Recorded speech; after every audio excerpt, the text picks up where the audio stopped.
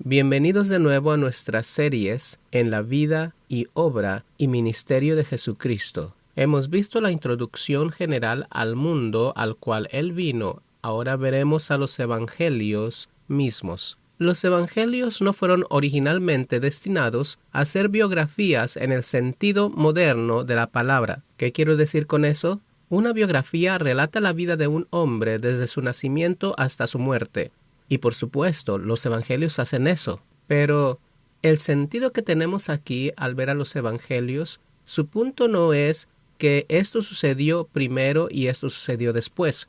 El punto está revelando quién es Él. Ese es el dedo apuntando a quién es Jesús, no a que Él hizo esto o aquello, aunque Él hizo esas cosas. El asunto real es quién es Él. Descubriremos esto claramente cuando lleguemos al Evangelio de Juan.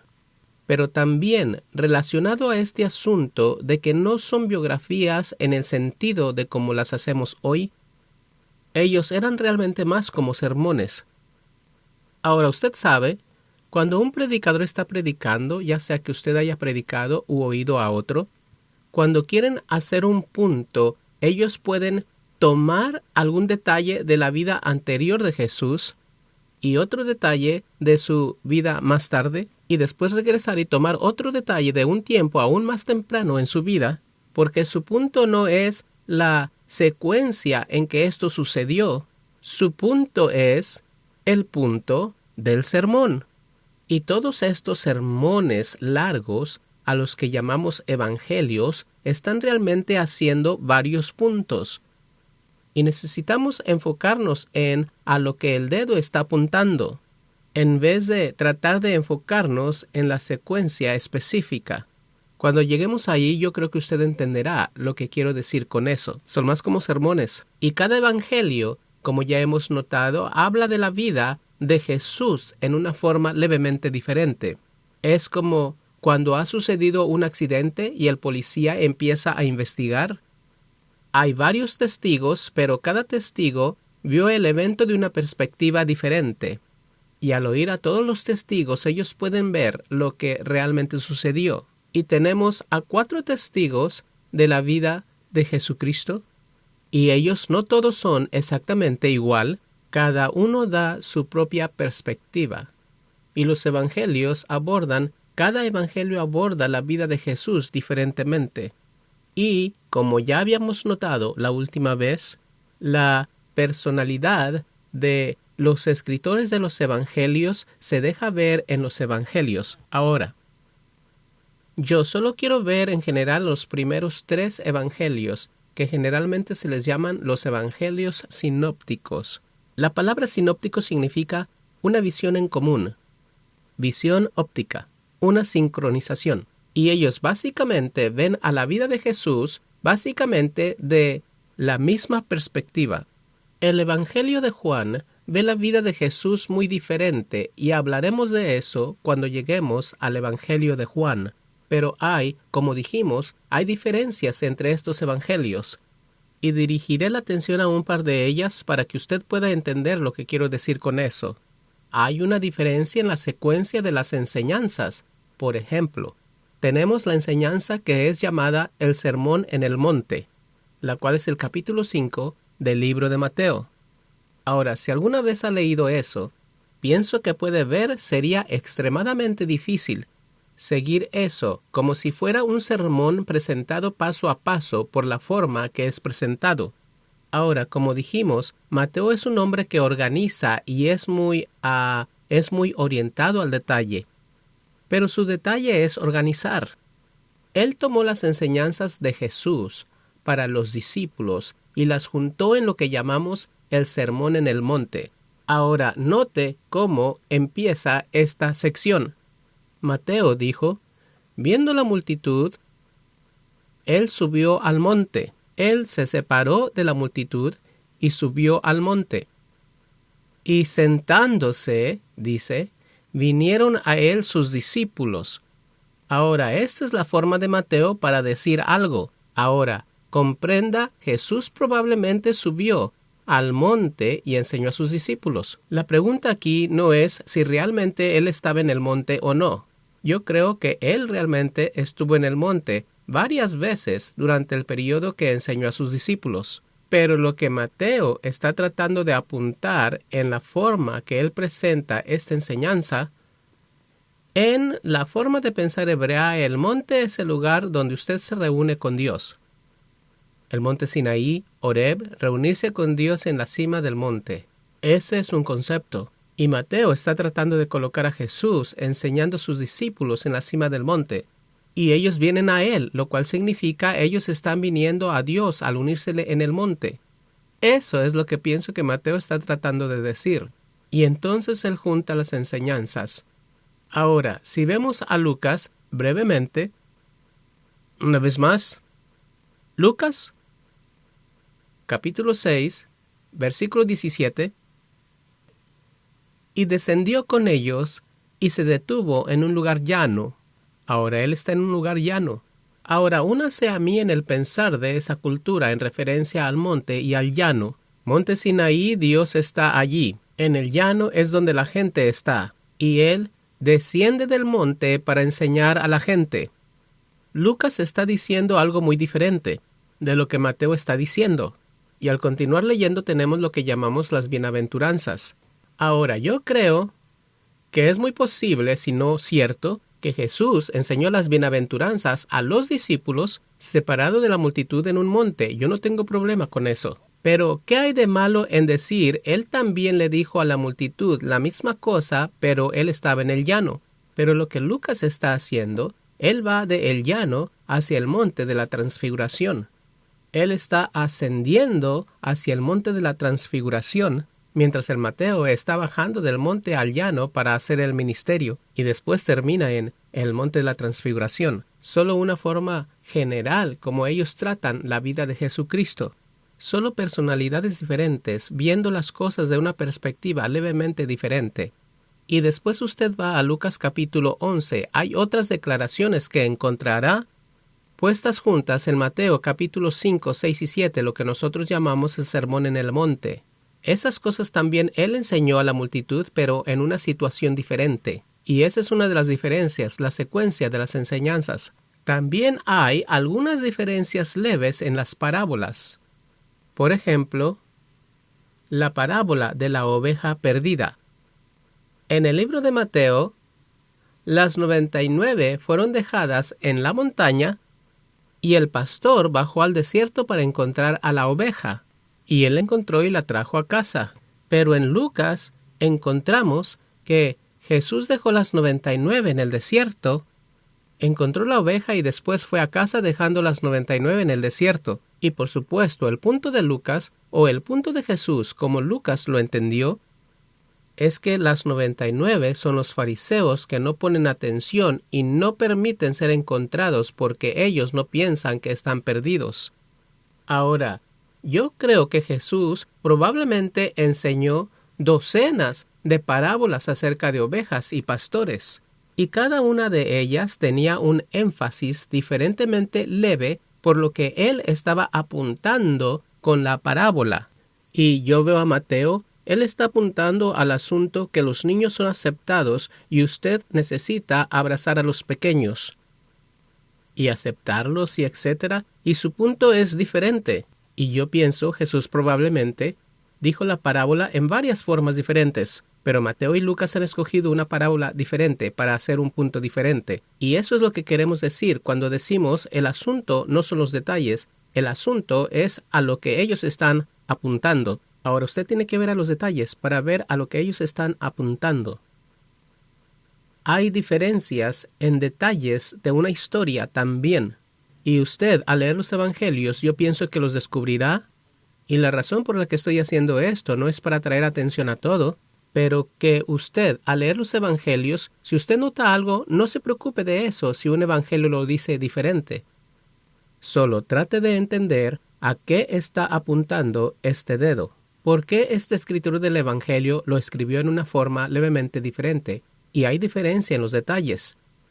Y cada evangelio, de nuevo, reflejando la personalidad del escritor del evangelio. Ahora, empecemos con el Evangelio. Empieza realmente con Juan el Bautista. Ahora, Juan el Bautista, y vamos a ir de ida y de regreso entre Mateo y Lucas y Marcos al estudiar esto. Pero básicamente, Lucas es lo que vamos a seguir aquí, aunque veremos a Mateo quizá un par de veces.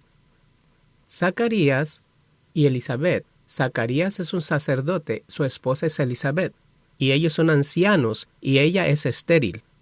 Ahora, esta es una fotografía casi como Abraham y Sara. Es muy similar a otros en el Antiguo Testamento, donde la esposa es estéril, y por un milagro de Dios, la mujer puede concebir. Ahora, yo creo que este sacerdote, como un joven, oró por un hijo. ¿Qué hombre no quisiera un hijo, especialmente un sacerdote? ¿Quién querría un hijo que pudiera seguirle en sus pasos?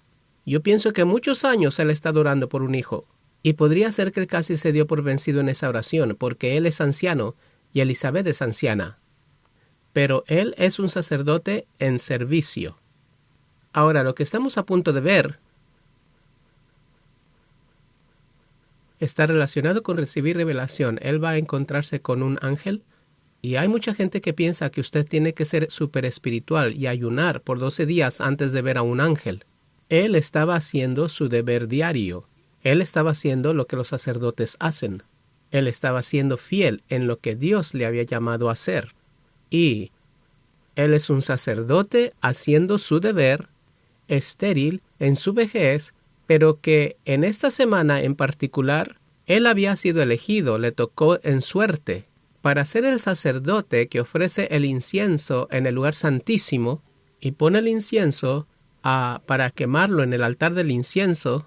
Y el énfasis aquí es que toda la gente afuera estaba orando en la hora de la oración, y la imagen es que este incienso, al ascender, penetra en la cortina y va a la presencia de Dios y lleva las oraciones de la gente. Y él está haciendo ese servicio en particular. Muchos sacerdotes viven toda su vida sin tener la oportunidad de entrar en ese lugar y hacer ese servicio. Y yo estoy seguro, él se sintió muy, muy favorecido al hacer esto. Pero él está aquí y él está ofreciendo esa cosa, y cuando él empieza, yo creo probablemente él diría: Dios, yo he estado orando por años, yo sé que quizás es demasiado tarde, pero a mí me gustaría tener un hijo. Y de repente un ángel apareció. Tu oración ha sido oída. Y él es un sacerdote solo haciendo su deber, tu oración ha sido oída.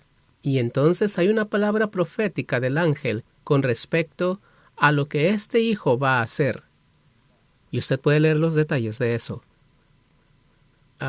Pero su respuesta es: yo no sé cómo vas a hacer esto. Yo no entiendo. Y él dijo: bien, puesto que estás burlándote de esto, no podrás hablar hasta que el niño nazca. Y él se quedó mudo. Ahora, la responsabilidad de un sacerdote que acaba de ofrecer incienso, su deber es salir y dirigirse a la gente y decir algo como: Jehová los bendiga y los guarde. Jehová haga resplandecer su rostro sobre ustedes y tenga de ustedes misericordia. Jehová alce sobre ustedes su rostro y les dé paz.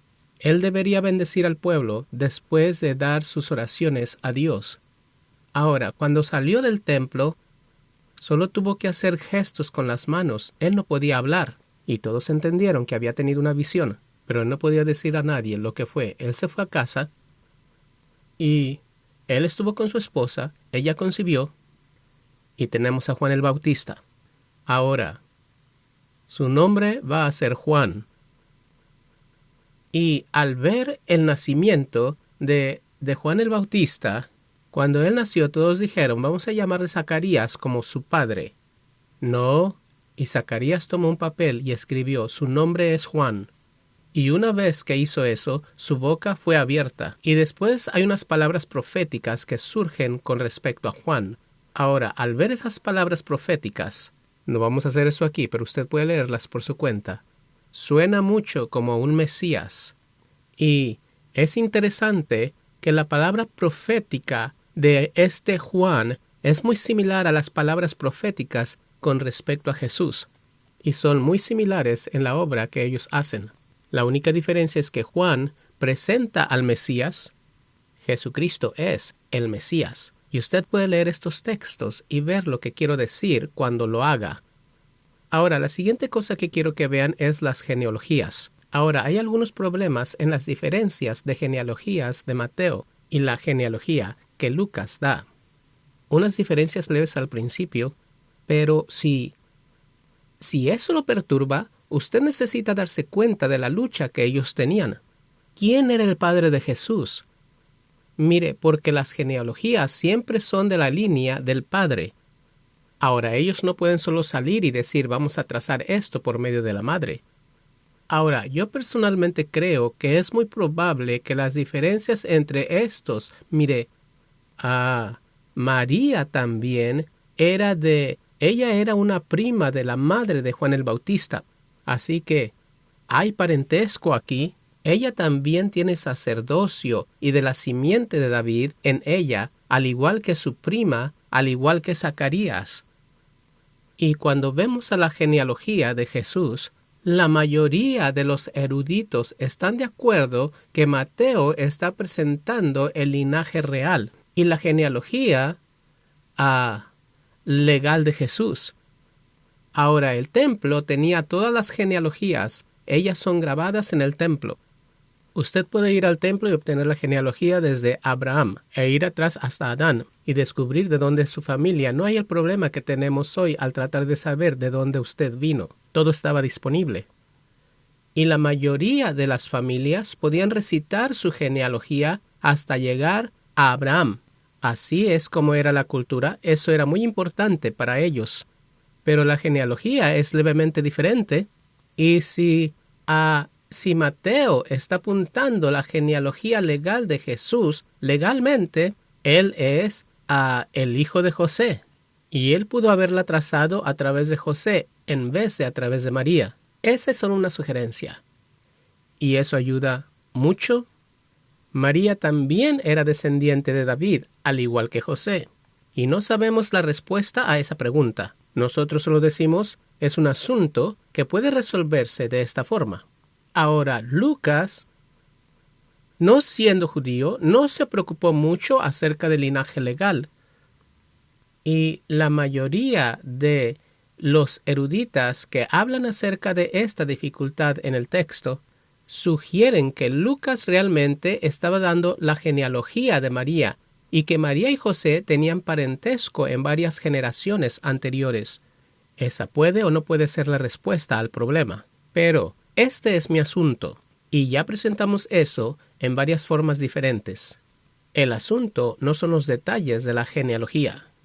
El asunto es hacia dónde apunta esta genealogía, y apunta al hecho que Jesús es el hijo de David y él es, por derecho, el rey de Israel.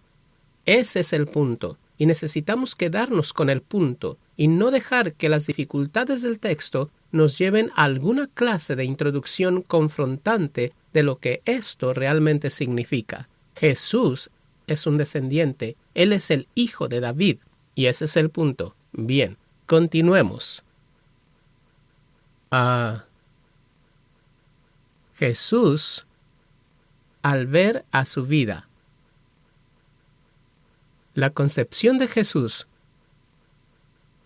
es similar, pero diferente a la de Juan el Bautista. Al ver a la historia de la concepción de Jesús, vamos a ir a Lucas, si me sigue aquí. Lucas capítulo 1. Si puedo encontrarlo, está en mi Biblia. Muy bien. María era una joven virgen y ella estaba básicamente desposada con José. Ahora, en esos días el compromiso era diferente a lo que es hoy, porque hoy uno se compromete y decide que si ya no se gustan el uno al otro, usted solo regrese el anillo, o retiene el anillo y se aleja.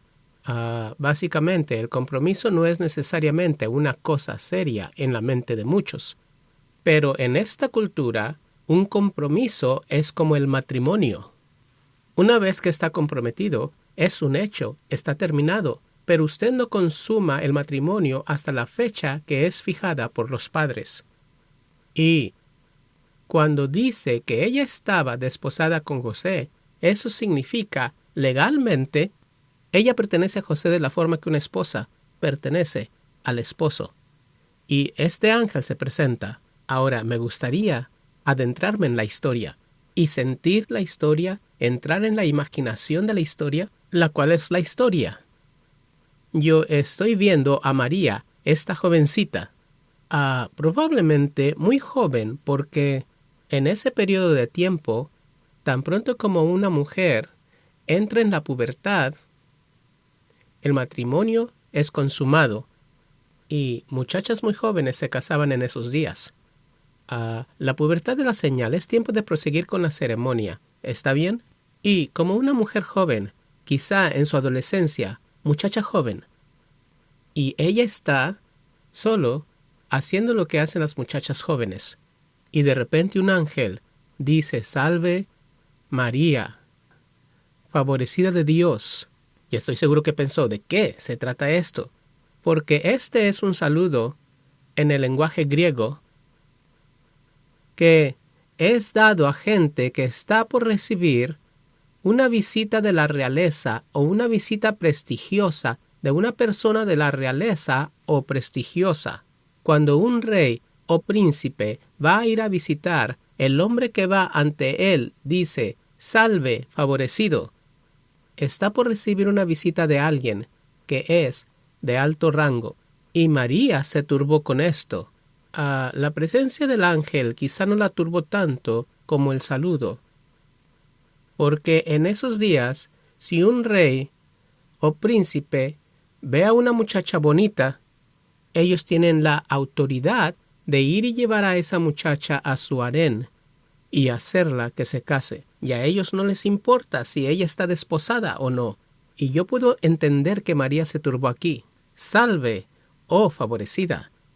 Pero cuando el texto continúa, dice: has hallado gracia delante de Dios. Y yo pienso que ella puede relajarse en este momento al darse cuenta que el que está por visitarme es el Dios que yo adoro. Y ella quizá está un poco mejor con eso en este momento. Y después el ángel le dijo: no temas. Esto está en el versículo 30. Porque has hallado gracia delante de Dios. Y ella está relajándose un poco más. Y ahora concebirás en tu vientre y darás a luz a un hijo. Un momento. Hay problema que yo estoy desposada. Y además yo no estoy casada aún. Yo no puedo quedar embarazada ahora. Y puedo ver que ella se turba de nuevo. Y llamará su nombre Jesús, el cual es un nombre muy popular en esos días. Había mucha gente cuyo nombre era Jesús. Jesús realmente es la forma griega de Josué. Josué significa la misma cosa que Jesús significa. Y Josué, Jesús. Este será grande y será llamado Hijo del Altísimo. Interesante. Lenguaje interesante. Y el Señor le dará el trono de David su padre. Ahora, cada muchacha joven en ese tiempo sabía que ella era una posible realización de la tan querida doctrina del venidero Mesías. Cada muchacha anticipaba la posibilidad de que ella sería la escogida para concebir al Mesías, pero ellas nunca sospechaban que sería sin la cooperación masculina de un ser humano. Eso nunca se les ocurrió. Y vas a quedar embarazada y vas a concebir al Mesías. Y él va a reinar en el trono, y él reinará sobre la casa de Jacob para siempre, y su reino no tendrá fin. Y este obviamente es lenguaje mesiánico, más que la palabra profética que vino a Juan el Bautista. Ahora, María dijo: ¿cómo será esto, pues? No conozco varón. Yo todavía no he entrado en esa relación que produciría a un niño. ¿Y cómo vamos a hacer esto? Es una pregunta legítima. Ahora es la misma pregunta que hizo Juan el Bautista. ¿Cómo será esto? Pero la actitud detrás de la pregunta es obviamente diferente. No es, yo no creo que usted pueda hacer esto, es ¿cómo? Pero con José fue, yo no estoy seguro que usted pueda hacer esto. Y la diferencia en la actitud es como Abraham y Sara. Cuando Dios dijo a Abraham, vas a tener un hijo, Abraham se rió. Y Dios dijo, hey, eso es bueno, le vamos a llamar risa. El nombre Isaac significa risa. Ahora, cuando él dijo la misma cosa unos años más tarde, Sara estaba en la tienda y ella se rió. Y el ángel dijo, ¿te reíste? Oh, ¿por qué Sara se rió? Sara dijo, no me reí. Y obviamente hay algo diferente en la respuesta. Ahora, ¿cómo va a suceder esto? Versículo 35. El ángel contestó, el Espíritu Santo vendrá sobre ti de la forma que un esposo viene sobre una esposa, por lo cual también el santo ser que nacerá será llamado Hijo de Dios. Ahora, nadie sabe cómo eso sucedió. ¿Podemos inventar teorías? Nadie lo sabe. Pero el punto no es tratar de entender cómo sucedió eso. Pero, ¿cuál es el punto? Este es el Hijo de Dios. Ese es el punto. A mí no me importa cómo sucedió, siempre y cuando haya conocido a este Jesús y yo sé que Él es el Hijo de Dios. Y yo leo aquí cómo sucedió, o al menos los suficientes detalles. Yo no necesito saber exactamente biológicamente cómo eso sucedió. Yo no sé y no creo que sea un tópico que sea digno de mucha discusión. El Santo Hijo de Dios. Ahora, ella fue a visitar a Elizabeth, su prima. Esto es interesante. Cuando Elizabeth oyó la salutación de María, cuando María llegó cerca, dijo, Elizabeth, he venido. Cuando Elizabeth oyó la salutación, Juan el Bautista, quien ahora tiene 3 meses en el vientre, saltó de gozo. ¡Wow! Un niño en el vientre respondiendo a una voz. ¡Wow! Porque este niño en particular es familiar del que está en María y no tiene tanto tiempo aún para que ella sepa que está embarazada. Y Elizabeth respondió, ¡qué honor tan especial de ser visitada por la madre de mi Señor! Interesante, llena del Espíritu Santo. Ahora, dice que Juan el Bautista, el texto dice que Juan el Bautista será lleno del Espíritu desde el vientre de su madre. En mi entendimiento, este es el punto donde Juan el Bautista fue lleno del Espíritu. Cuando él saltó en el vientre de su madre, 3 meses en el vientre, él fue lleno del Espíritu en ese momento. Ahora, alguna gente podría decir, ¿cómo puede ser eso posible? No lo sé. Todo lo que puedo decir es que eso es a lo que las Escrituras apuntan. La realidad de los eventos sobrenaturales que están sucediendo que está sucediendo para producir la historia que Dios quiere producir en esta tierra y en esta cultura. Y después está lo que llamamos la canción de alabanza de María, magnificando al Señor. Mi espíritu se regocija en mi Señor. Y usted puede leerla y usted verá algunos elementos mesiánicos ahí. Y al ir hacia adelante en esto, también vemos que Zacarías, en el nacimiento de Juan el Bautista, el cual ya mencionamos brevemente, pero yo quiero poner atención a la palabra profética que vino con respecto a Juan el Bautista. Bendito Él, este es el versículo 68. Bendito el Señor, Dios de Israel, que ha visitado y redimido a su pueblo. Ahora, esta es una palabra que viene al Padre de Jesucristo. Lo siento, el padre de Juan el Bautista, cuando él acababa de nacer. Ahora, yo puedo entender cómo Zacarías pudo haber pensado, este será el Mesías. Él ha redimido a su pueblo, él ha levantado al cuerno de la salvación. Para la casa de su siervo David, ha hablado por la boca de los santos profetas desde el principio, para que seamos salvos de nuestros enemigos, etc. Ahora, usted al leer este texto, me parece a mí, sería muy fácil que alguien concluyera que Juan el Bautista es el Mesías. Ahora, María todavía está escondiéndose, por decir. Nadie sabe lo que está sucediendo con María, y así, mientras vemos a este texto, podemos ver en el futuro el peligro al cual se enfrentará Juan el Bautista. Y ese es el peligro de que la gente lo siga a él, en vez de aquel a quien él les va a apuntar y decir, «He aquí el Cordero de Dios». Ahora, cuando lleguemos a ese punto en la Escritura, entonces hablaremos un poco más acerca de eso. Solo dirigiendo la atención al peligro de malentender la palabra profética. Mire, la palabra profética es de Dios. Ahora, esto es cierto de toda Escritura. La palabra profética viene de Dios, pero su interpretación de la palabra profética no necesariamente viene de Dios. Y necesitamos ser muy cuidadosos de oír lo que realmente está diciendo y después ver y seguir al dedo apuntando hasta que veamos lo que es la realidad. Ahora, para seguir a este dedo apuntando, tenemos que seguir la historia del crecimiento y desarrollo de Juan el Bautista y la historia del crecimiento y desarrollo de Jesucristo, para poder ver la diferencia entre estas dos palabras proféticas. La que vino a María es claramente mesiánica. La que vino a Zacarías podría ser interpretada como mesiánica.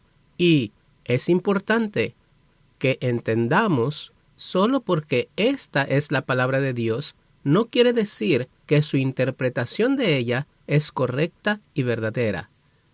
Y hay muchas divisiones en las iglesias por esta misma razón. Nosotros asumimos que nuestra interpretación de la Escritura es la palabra de Dios.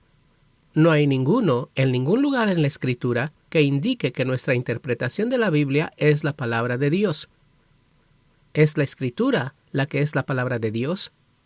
Y al experimentar la vida de aquel de quien la Escritura habla, al experimentar su vida, entonces podremos venir y recibir de él la interpretación de la Escritura, de la profecía, o de las historias, o lo que sea. Ahora, esto me recuerda de una situación con los profetas, con la cual trataré brevemente, y estoy pensando creo es Zacarías, en el Antiguo Testamento, del profeta. Él vio una visión de 2 árboles de olivo, con el aceite de olivo siendo conducido a la menora, a los candeleros. Y el ángel le preguntó, ¿qué significa esto? Y su respuesta fue, tú dime, tú eres el que se te dio la visión, tú dime lo que significa. Ahora, esta es la forma como deberíamos responder a la profecía. O tome a Jeremías, por ejemplo. El Señor dijo, ¿qué ves? Jeremías dijo, bueno, veo una rama de un árbol de almendro. Bien, y después el Señor dijo, ¿qué significa eso? Y Jeremías dijo, tú sabes, tú dime. Nosotros no debemos interpretar la palabra, debemos ir al que habló la palabra y preguntarle que nos muestre lo que significa. La misma cosa con Juan en Apocalipsis. El ángel que está hablando dice, ¿qué significa esto? Y la respuesta de Juan fue, tú sabes, tú dime. Esta es la respuesta apropiada a la Escritura, la respuesta apropiada a las palabras proféticas y la respuesta apropiada a las cosas en visiones que suceden en la Escritura. Y, Padre Dios, le pido que venga a nosotros y nos ayude a estar tan conectados con usted que cuando leamos la Escritura, no estemos leyendo nuestras propias ideas en ella. No estamos asumiendo que nuestra propia interpretación de la Escritura es verdadera. Solo asumimos que la Escritura es verdadera. Ayúdenos a mantener esa conexión y recibir por el Espíritu de usted la interpretación verdadera de su Escritura. Pedimos eso en el nombre de Jesús. Amén.